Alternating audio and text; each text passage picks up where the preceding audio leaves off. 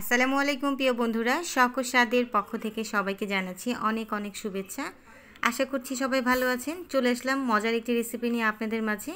আমার আজকের রেসিপিতে আছে পটল সুন্দরী। যারা পটল খেতে একদম পছন্দ করেন না তাদের জন্য এই রেসিপিটা। আপনারা অবশ্যই বাসায় একবার ট্রাই করবেন। তাহলে চলুন মূল রেসিপিতে চলে যাই। এখানে আমি নিয়েছি পটল আধা কেজি পরিমাণ। পটলগুলো আমি ভালো করে ধুয়ে নিয়েছি। এখন উপরে যে খোসাটা আছে সেটা ছাড়িয়ে নিব একটা ছুরির মাধ্যমে।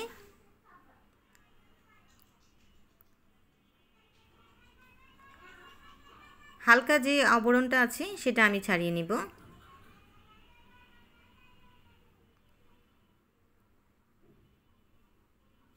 আপনারা চাইলে বটি দিয়েও কাজটি করতে পারেন। এক এক করে আমার সবগুলো পটলের খোসা ছাড়ানো হয়ে গেছে। আমি পটলটাকে এখন একটা বটির মাধ্যমে দুই মাথা থেকে কিছু পরিমাণ কেটে নিব। এখন আমি এক সাইড থেকে এরকম লম্বা লম্বা করে কেটে নিব। দুই সাইড কাটবো। এক সাইড কাটা হয়ে গেছে, এখন আরেক সাইড কাটবো।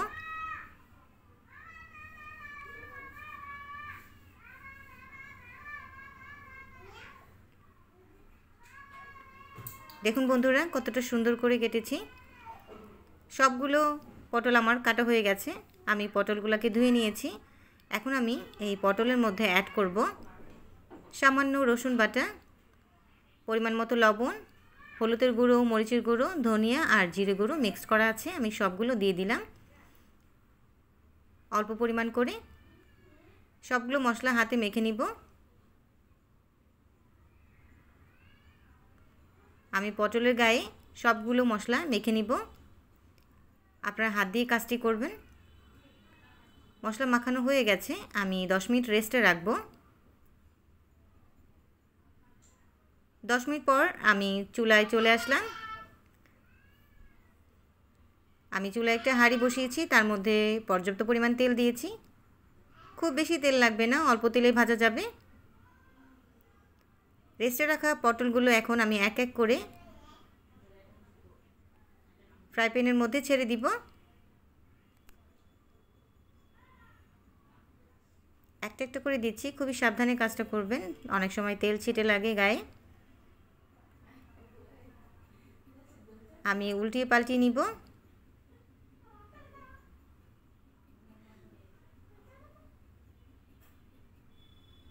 আমি ঢাকনা দিয়ে একটু ঢেকে নিব, তাহলে সেদ্ধ হবে ভেতর থেকে।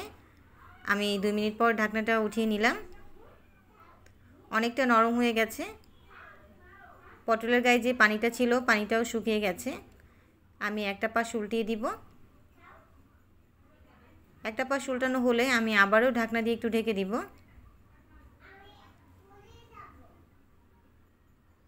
1 মিনিট অপেক্ষা করব। 1 মিনিট পর চলে আসলাম। আমার পটল ভাজা হয়ে গেছে। দেখুন বন্ধুরা কতটা সুন্দর হয়েছে। ডিজাইনটা অনেক সুন্দর হয়েছে, একদম পাতার মতো ডিজাইন হয়েছে আর দেখতেও লোভনীয় হয়েছে। আমি এক এক করে তুলে নিব। একদম পারফেক্টলি ভাজা হয়েছে।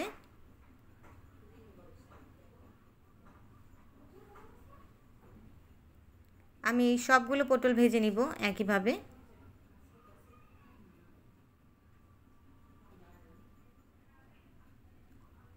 আমার পটল ভাজা হয়ে গেছে। আমি যেই কড়াইয়ের মধ্যে পটল ভেজেছিলাম সেই কড়াইয়ের মধ্যে আমি কিছু পেঁয়াজ কুচি ভেজে নিব সামান্য তেল দিয়ে। 3-4টা কাঁচামরিচ দিব। কাঁচামরিচ আর পেঁয়াজটা আমি ভালো করে ভেজে নিব।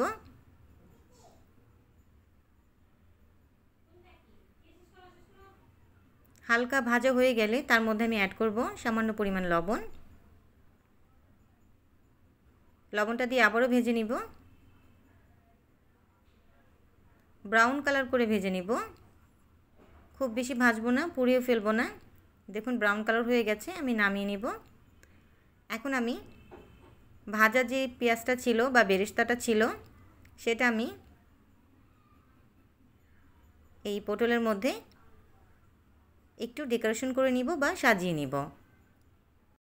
তৈরি হয়ে গেল আমার পটল সুন্দরী। প্রিয় বন্ধুরা, যারা পটল খেতে একদম পছন্দ করেন না তারা অবশ্যই একবার হলেও বাসায় এভাবে পটলটা ট্রাই করবেন। ডিয়ার ভিউয়ার্স, আমার আজকের রেসিপিটা যদি আপনাদের ভালো লাগে তাহলে অবশ্যই আমার চ্যানেলে like, comment, share and subscribe করবেন। যারা এর মধ্যে সাবস্ক্রাইব করে ফেলেছেন তাদেরকে অসংখ্য ধন্যবাদ, আর যারা সাবস্ক্রাইব করেননি তারা প্লিজ সাবস্ক্রাইব করে আমার পাশে থাকবেন। আমার সাথে এতক্ষণ থাকার জন্য আপনাদেরকে অসংখ্য ধন্যবাদ।